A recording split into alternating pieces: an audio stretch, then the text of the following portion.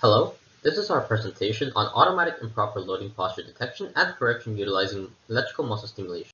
Loading posture is the manner in which we lift objects while maintaining a proper lifting form. Improper loading posture occurs when we lift objects with poor lifting form, which may cause strain and injury to the lower back muscles. Chronic lower back pain affects nearly 80% of the population at some point in their lifetime. In this work, we investigate the effectiveness of the use of electrical muscle stimulation to automatically correct lifting posture when improper lifting is detected. Although multiple resource theory establishes that humans are capable of performing multiple parallel tasks in spite of the increased cognitive demand, workers are often found to be highly engaged in the task to automatically identify their poor posture, assess the correction required, and finally correct their posture. The current intervention technologies are only capable of detecting and alerting the user and require the user to assess and self-correct their posture. These systems also rely completely on the user's desire or willingness and intent to correct posture while performing highly engaging tasks. This presents a gap in research for the design and development of a wearable intervention technology for automatically detecting and subsequently correcting improper lifting posture and for maintaining healthy posture. ILP detection is primarily a domain of occupational therapy research for assessment of lifting techniques, injury and post-surgery rehabilitation, and improving ergonomics of worker safety and health. ILP detection primarily employs motion sensor-based systems to monitor the torso inclination and knee bend angles, followed by vision-based systems and posturography for validation of the detection systems. All of the above mentioned poor posture detection systems for ILP utilize traditional audio, visual, and vibro-tactile feedback systems. These systems only deliver alerts to the user and rely completely on the user's willingness to self-correct their posture and require a conscious effort by the user that places a cognitive load and causes task disruption.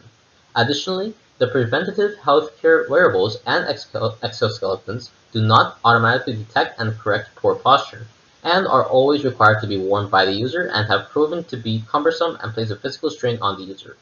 The limitations of these systems can be addressed by utilizing electrical muscle stimulation-based feedback for automatic posture correction. EMS is a non-invasive technique for delivering electrical impulses for invoking involuntary muscular contractions. EMS has been traditionally utilized in pain management for muscle strains and spasms and to regain muscle strength and mobility post-surgery. Traditionally, EMS has been utilized in rehabilitation for assisting disabled or paralyzed people in restoring essential motor functions like hand grasping, swallowing, standing, and in post-surgery care for rejuvenating injured muscles and promoting muscle activation. Therefore, EMS is a way to induce involuntary muscle contractions and can be a good way to automatically correct posture if integrated into a real-time feedback loop based on posture detection. ILP increases the risk of lower back injuries, which damages or weakens lumbar muscles and which, if not treated, may result in intervertebral disc degeneration or herniation. To determine the ideal torso inclination and knee bend angles for ILP detection, we conducted a validation study with 10 young adults and 5 certified trainers. All participants were required to lift 4 different sized boxes with different weights in them. The young adults performed the lifting task in their natural way, while the trainers performed the task with correct or good lifting posture. The young adults demonstrated high torso inclination and low knee bend, indicative of improper lifting techniques, while the trainers who performed the same task with correct lifting technique demonstrated low torso inclination and high knee bend. The high torso inclination and low knee bend during the lift places an unnatural or excessive stress on the lower back, while a low torso inclination and high knee bend allows the user to leverage the stronger leg muscles to support the lift with little stress on the lower back. The average maximum torso inclination and knee bend angle from the trainers were recorded as threshold angles for each of the boxes to make our ILP detection more accurate and robust. The graph shows the torso inclination and knee bend angular patterns for each of the boxes across the two groups. As ILP is mainly characterized by high torso inclination and low knee bend, we developed a physiological feedback loop utilizing wireless motion sensors and EMS for detecting and subsequently correcting ILP. We placed wireless motion sensors on the center of the collarbone above the chest and on the knees to monitor the torso inclination and knee bend angles respectively. To correct ILP, we employed 2 separate correction strategies to automatically restore proper lifting posture by applying EMS to the 2 different affected locations separately. In the torso inclination correction strategy, EMS is applied to the rhomboid muscles to stabilize the torso in the upright position. In the knee bend correction strategy, EMS is applied to the hamstring muscles to cause the knees to bend towards the ideal knee bend angles.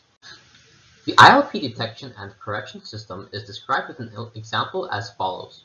The graph illustrates the activation and deactivation of EMS correction feedback when ILP was detected and corrected for one participant during the torso correction strategy part of the study.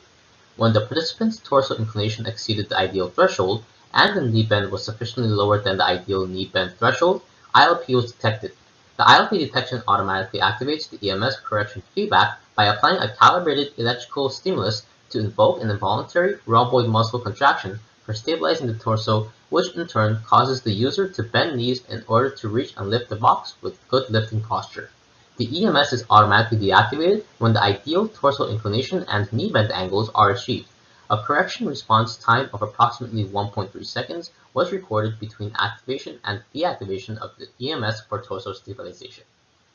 We conducted a 2x3 mixed design study with 36 participants. The within subject factor was the feedback type, either audio, Vibro-tactile, and EMS. The between subjects factor was the correction strategy, and the task was to lift each box from zone A to B and then back from zone B to A. During the preparation phase of the experiment, participants were fitted with the wireless motion sensors on their torso and knees, and the EMS electrodes were placed on the rhomboid muscles for torso correction and on the hamstring muscles for the knee bend correction. After the preparation, the participants were calibrated for optimal EMS intensity for correcting ILP posture and restoring balance in both correction strategies. The study has 3 parts, where participants had to complete the 3 feedback types in either correction strategy, and each part lasted 5 minutes with a 5-minute break in between. For the audio feedback modality, when ILP was detected, an auditory bell sound notification is presented to the user to correct their ILP posture until a second auditory bell sound notification is presented to the user indicating restored posture. For the Vibro-tactile feedback modality, in the torso inclination correction strategy, a continuous Vibro-tactile feedback notification is presented through the IMU placed on the torso until the ideal torso and knee angles are achieved. In the knee bend correction strategy, a continuous Vibro-tactile feedback notification is presented through the IMUs placed on the knees until the ideal torso and knee angles are achieved. For the EMS feedback modality, in the torso inclination correction strategy, EMS is applied to the rhombus muscles until the ideal torso and knee angles are achieved. In the knee bend correction strategy, EMS is applied to the hamstring muscles until the ideal torso and knee angles are achieved.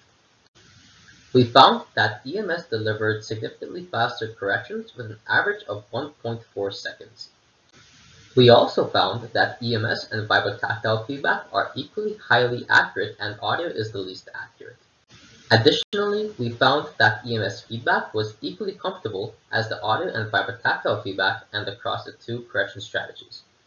Finally, we also found that EMS was no more disruptive than the traditional feedback types it was tested against and across the 2 correction strategies.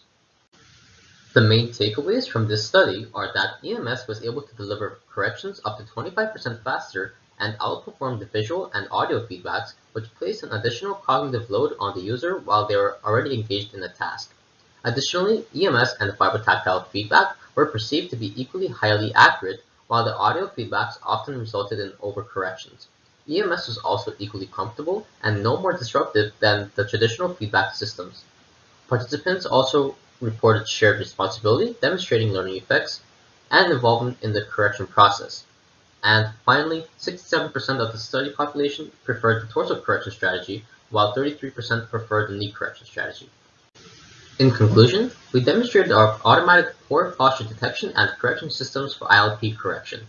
We found the EMS delivered significantly faster corrections in comparison to the traditional feedback mechanisms, was perceived to be highly accurate, equally comfortable, and no more disruptive in the different contexts it was tested against.